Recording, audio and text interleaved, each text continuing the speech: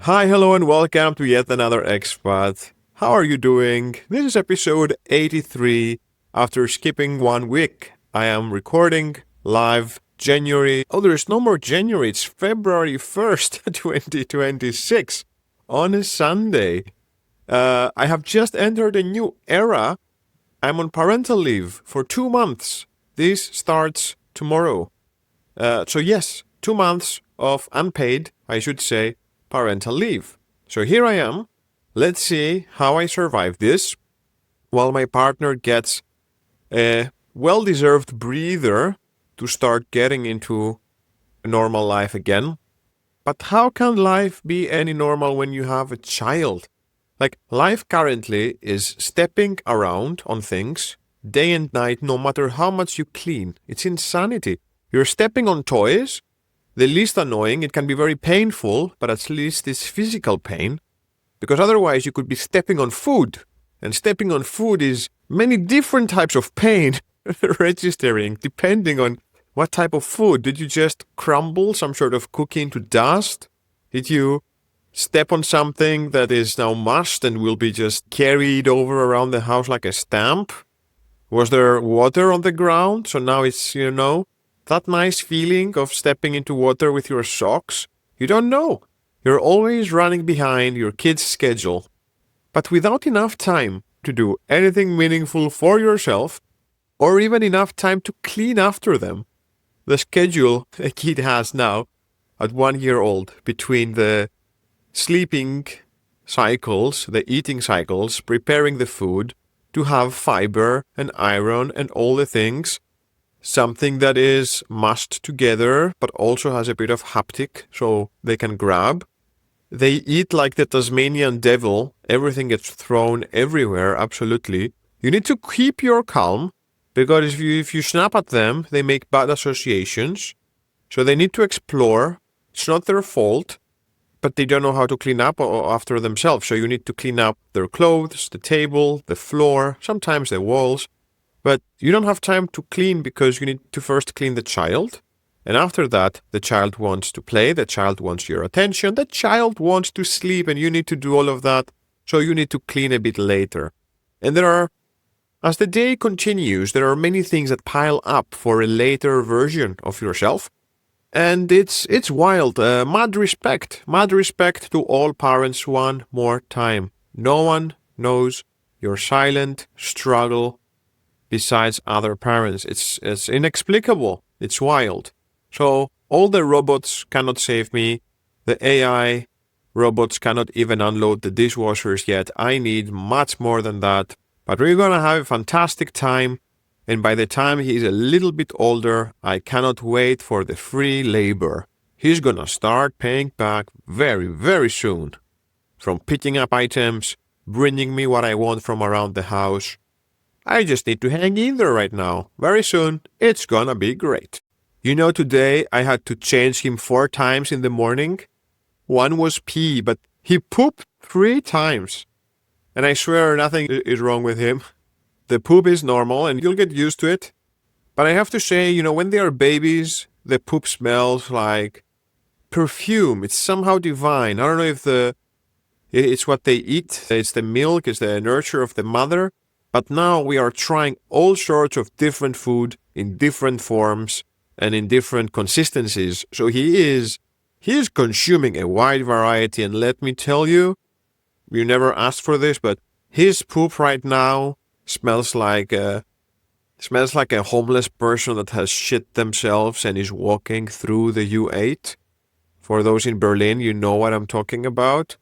For the rest of you, I'm sorry, you just have to do your best with your imagination. And I have nothing with homeless people unless they have shit themselves and they are dragging through all of the wagons in case anyone tries to miss the smell.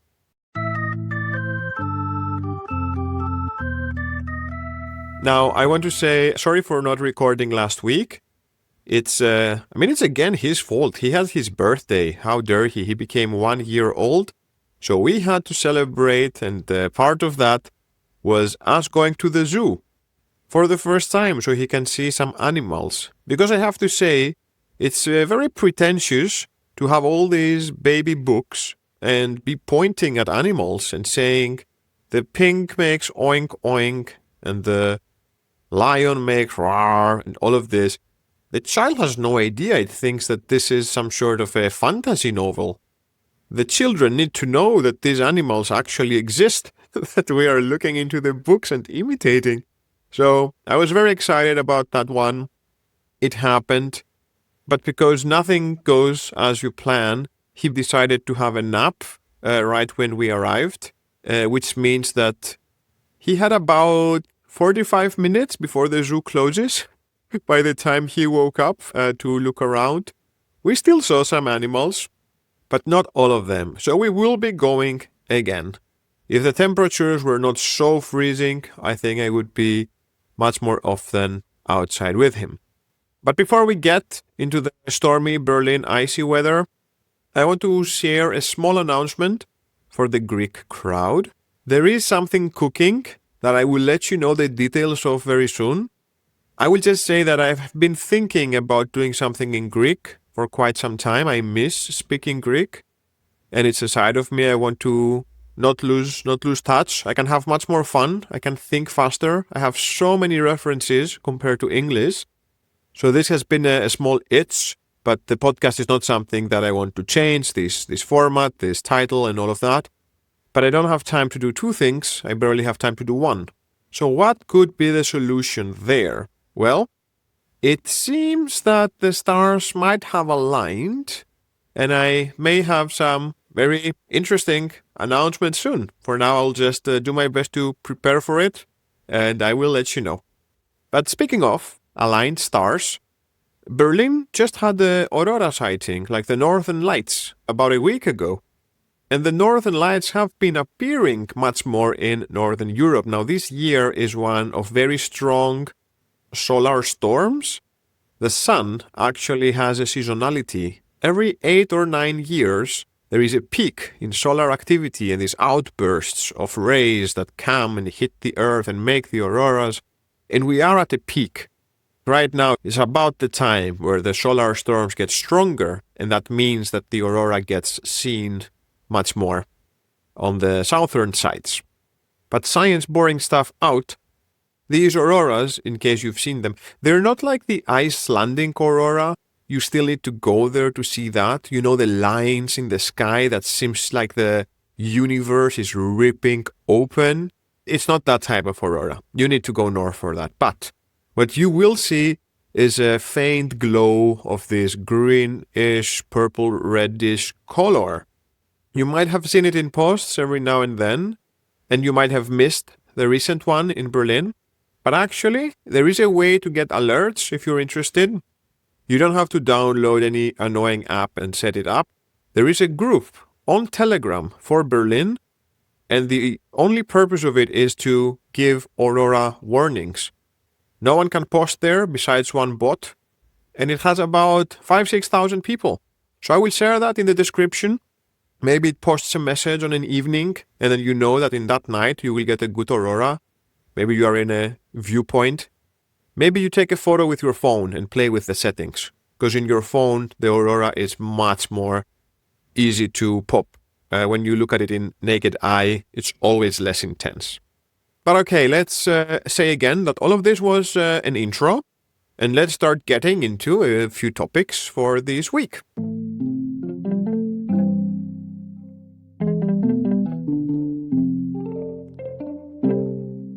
Metaverse is dead. Okay, do you remember what Metaverse is? The virtual wet dream of Mark Zuckerberg. He spent 70 to 80 billions chasing his VR utopia, and this finally comes to an end. He fired a bunch of people, some thousands that were working on all of these VR projects that have not kicked off for more than a decade. He's tried this so much, and honestly, it blows my mind how much money he has spent on those stupid avatars in that metaverse that still looked like playing Sims 4 after all of those years. Do you remember that whole metaverse he was building? Do you know anything about it?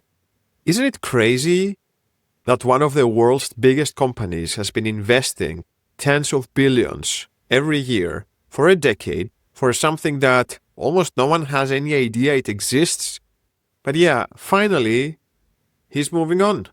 Meta will focus on making more wearables and whatnot. He fired a bunch of people, but he spent more money than most countries' GDP in pursuing that fantasy of his. And this is the part that blows my mind. Remember when Elon Musk said that if someone gave him a concrete plan to end world hunger, he would do it? And then the World Health Organization actually made a plan for 6 billion that would save about 40-something million people from famine. And then Musk said, yeah, I was actually joking. Moving on. Yeah, he didn't say that, but he never went through. Well, imagine how many of those the Zuckerberg android himself could have done in all of these years.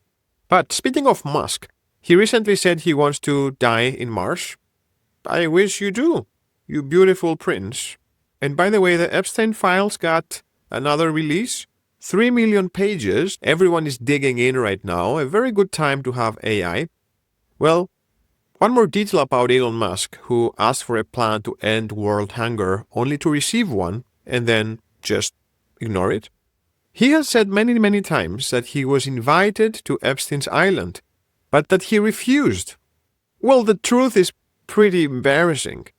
Turns out he has been begging to be invited in multiple emails, saying he is available, saying girls for the win, saying he has cleared out his schedule, only to be shut down again and again.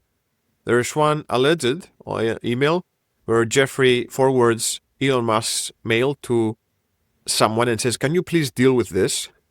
It's redacted who it is, but it's probably his wife who was doing the managing of all the shit they were running. And she literally replies to Musk that these operations have winded down for now, and if something pops up again, she let him know, which was a complete lie. Basically saying, oh, we don't do the illegal orgies in the island anymore, sorry. But yeah, it's, I don't want to say that I'm getting joy out of the fact that he is so desperate for attention and to feel cool and accepted, and he still doesn't get it, even though he is the richest person in the world. But it does give me some satisfaction, because he has all the money in the world and he's just a kid that was never hugged by his father. Which, seriously, if you look it up, his father is disturbing. That's why the point of all of this is, I hug my kid. Even though it poops 3 times a day and I step on his toys and biscuits and water, I make sure I hug my kid a lot, and you should hug yours. Now, speaking of hugs, in the latest about Greenland, Trump attempted to kill our last working brain cells by releasing another AI image from the White House. By the way, this is the version of reality we live in. You know it by now. It's one where the White House of the United States just shares AI-made bullshit. And this is normal. The time where the US news correspondents can reply to a journalist's question by answering your mom. Yeah, this is the time, just as a reminder.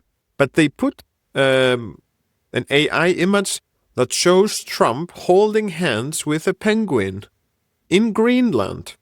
So it's Trump and the penguin working together, hand by hand, in Greenland. Now, I would like to leave a long pause here, but my software that I record kills my pauses between words. But imagine a long pause. How stupid are they? How many people are so stupid there that no one knew that there are no penguins in the Arctic? Like, this is elementary knowledge. The penguins are in the Antarctic, the one at the bottom of the globe, the one that is actually land that's covered with ice. That's where the penguins are. In the Arctic, up there in the north is where we get the bears, the Arctic bears, the polar bears. And of course, the world took another good laugh at how silly and embarrassing these people are at the highest level of power in probably the strongest country in the world. And it's him and it's his staff and it's whoever is running that account. It's not just one person that decided, hey, let's get you hand in hand with the mammoth and put you there. So thank you, Trump, for educating the rest of the world. Now maybe more people know that the penguins are not in the North Pole, are not in the Arctic. By the way, if you look at the top 10 best voted series of all time, Planet Earth is up there at least in 2 or 3 spots. If you haven't done a favor to yourself, consider watching Planet Earth 1 or 2. And now you might think I'm attacking you, my lovely dear best people in the world listeners. No, I'm not. So I will wind down and touch some grass. But let's not go too far. Let's stay in the animals topic and let's stay in touching grass. Because here's a very interesting one I have for you. Scientists have discovered, you know how we use mice for so many of the testing done medically? We share a lot of our DNA, we have similar immune systems. Mice make great candidates. And all these years, we keep mice in labs and test them for all sorts of things before we bring them to people. Now guess what? After all these decades, scientists have discovered that if you let lab mice go out and touch some grass, instead of rotting in a shoebox prison, they actually become less anxious. And they behave completely differently in standard anxiety tests. What am I talking about? Stay with me. It turns out that the mice that we've been using to test medication, they are not like normal mice living their lives, you know? They are basically these solitary confinement psychos that they've put in these mice prisons, and that of course affects them. It changes their immune systems, which might help explain why many drugs that look great in rodents and mice occasionally try to kill human volunteers. And the radical proposal that this research is showing is, maybe if we give mice something vaguely resembling real life before betting billions on how their bodies will react. But of course, that, it costs money and it ruins the illusion of controlled conditions, so don't hold your breath. But this is what the research showed, that mice that were moved from the standard cages into an outdoor grass and dirt enclosure, they spent roughly twice as much time exploring. And when they were put into a stressful scenario, they were much less stressed. They explored the maze that they put them in and all of that. They show different immune profiles than conventional lab mice, and it echoes that earlier work on mice may have immunologically boring systems that don't match the wild conditions and can badly skew drug safety tests. So everyone needs to touch grass, and specifically mice, and maybe we should give them a bit more normal lives before testing out all the things on them, because of course it makes sense. If you're trapped in a prison cage, your body responds to that.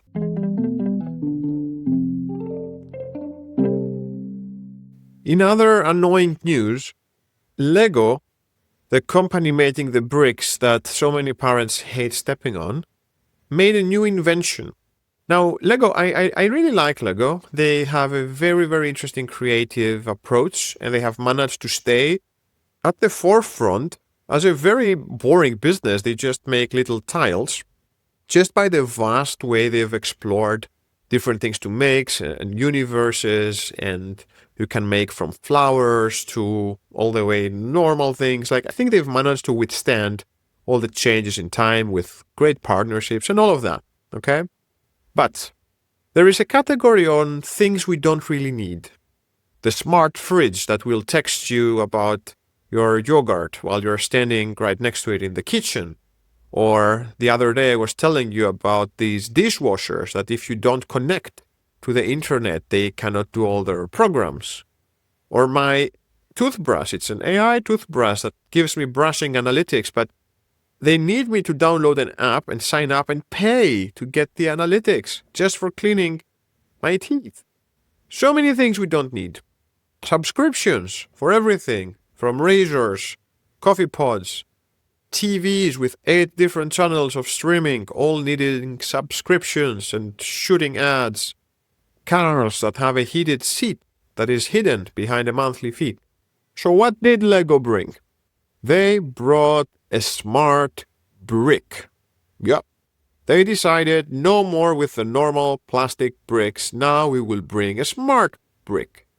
So here's one thing that wants to add itself to the very, very, very long list of useless things they force us to connect to the internet and maintain.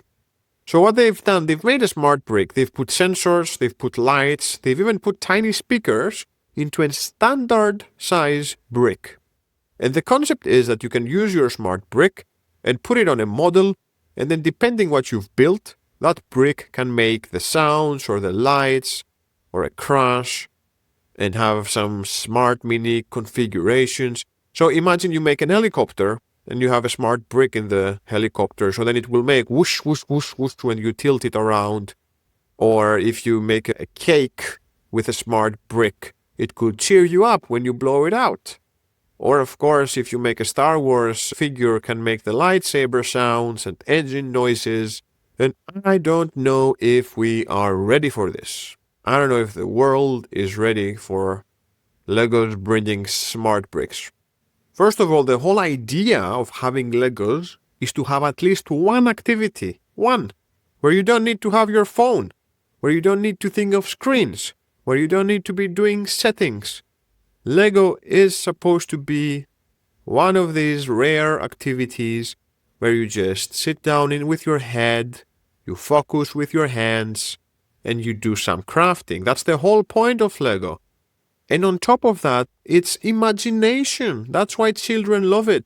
Children need to be doing pew pew pew and the vroom vroom vroom themselves and all of these sounds instead of having a chip making these. And I don't know, just from a privacy point, tech creep, the baby camera we're using only has Bluetooth. It's not on Wi-Fi. This brick is yet another connected toy in a world where even, Barbie needs an AI subscription to talk to you, and everything needs an app running somewhere in the background. So this got me by shock. It felt like one of these 1st of April type of announcements, but it's true. Of course, these bricks are pricey, and the sets that have them will also be pricier.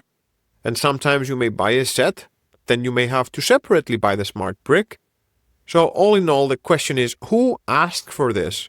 Who was that smart person who joined one of these creative meetings and said, here it is, I have the next thing. We're gonna make a smart brick. So this is it, one of the last forefronts of non-digital worlds of play is maybe coming crumbling down. Capitalism has finally looked at the one toy that didn't need charging and said, maybe it's time.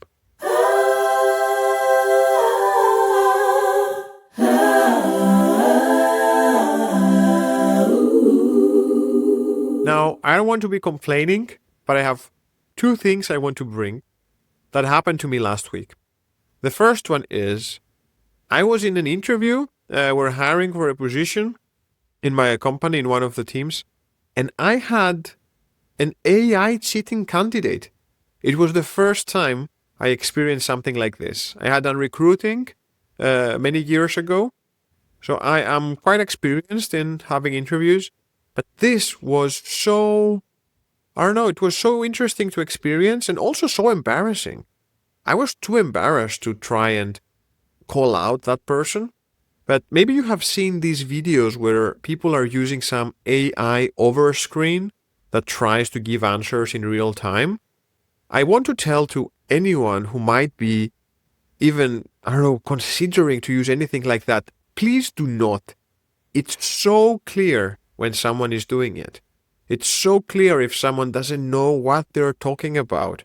It's very clear if you're speaking words that your brain has not produced. To someone who's doing that job, or to someone who has the experience, or to someone who has the knowledge of what you are trying to speak. And yeah.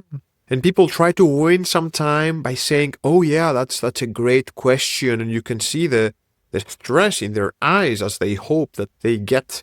And then they start talking with so much conviction and this weird roller coaster of how they pretend that they are knowledgeable when they are reading an answer and that they know what they're saying, versus all the in-between times where they have to read what's there and they're not in the mood of delivering the answer, is such an inconsistent view to receive as a co-interviewer.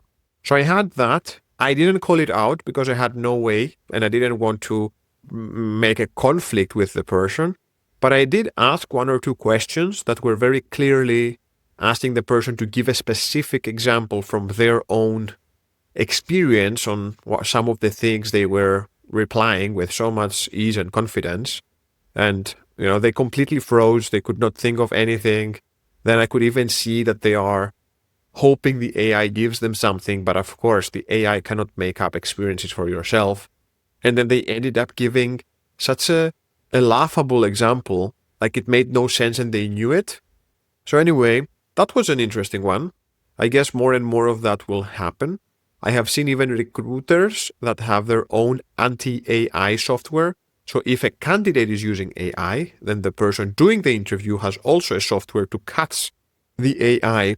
Maybe if I ask a specific question and I have an AI myself and I see what answer it produces, and my candidate gives the same answer word to word, then I know it's not their brain thinking, they're also looking into some LLM, because they're not so different if you ask for a definition or if you phrase the exact same question. So this is one thing, and now we will have AI versus AI in recruiting. There is already people using AI to apply everywhere, and then the companies are using AI to review everyone, and now it seems that these first interviews that happen, both the candidate and the recruiters might be using AI. So I think where this will go is I will have my own Hermes persona AI. My AI self will go and apply to interviews for me. And maybe in the future, my AI persona will talk with the AI persona of the recruiter. And if both AIs think that we might be having a match, then we will bring the actual human in. I don't know. Let's see. And then on another topic, we have ICE in Berlin. Not ICE as in the murdering, untrained, racist, fascist federal force that Trump is using to control, intimidate, and terrorize the US, especially the states that voted Democrat, because this is where they are all being sent. No. ICE as in the slippery thing. It's all over Berlin. Everything has turned into ice.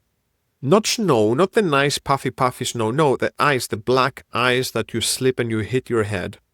And it has been a huge problem over the past days, which made me wonder, why is it so bad and why can't the state just clean it up? And this is how I learned that Berlin has basically decided that trees are more important than humans, because there is a ban in using salt.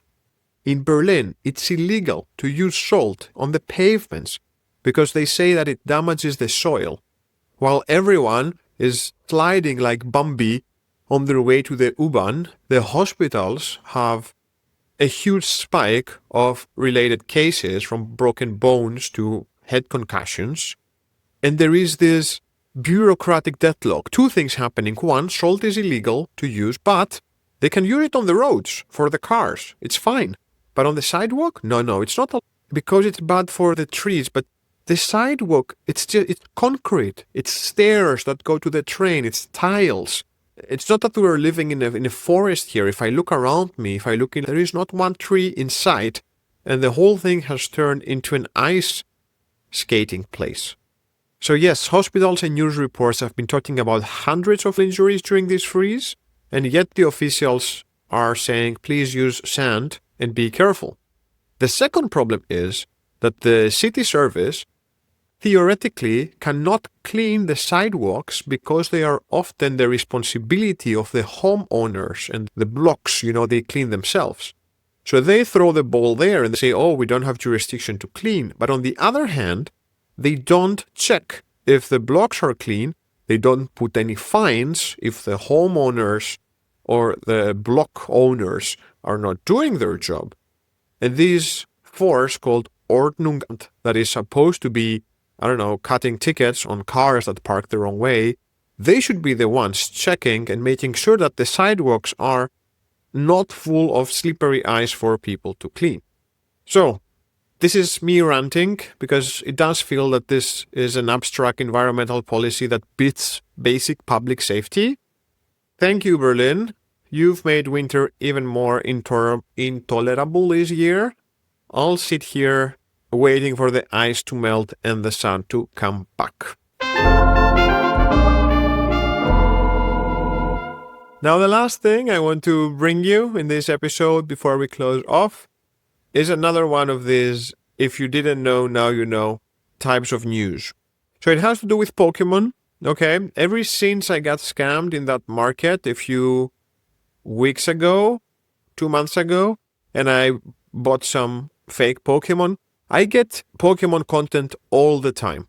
I think it's probably because I made a podcast episode where I told this story and every microphone heard me saying the word Pokémon. So I get a lot of that content. And here's the most interesting thing I've learned. Pokémon cards are practically being used as a cross-border money conduit. Like people are moving money across borders through Pokémon. Here's the deal.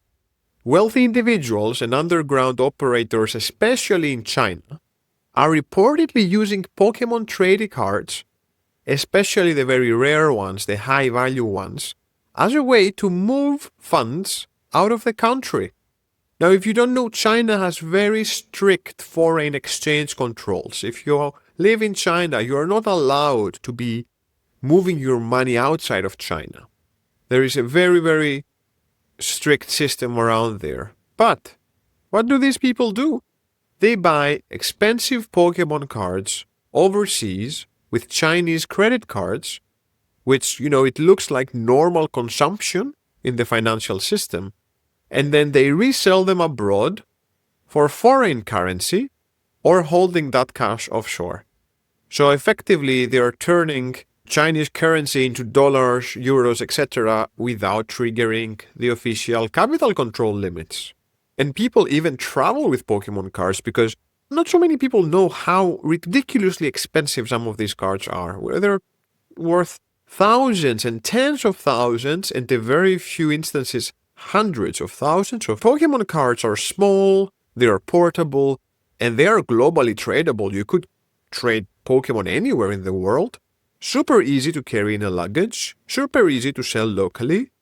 And because the purchase is recording as ordinary spending, not a bank transfer, it doesn't hit China's annual foreign exchange cap per person.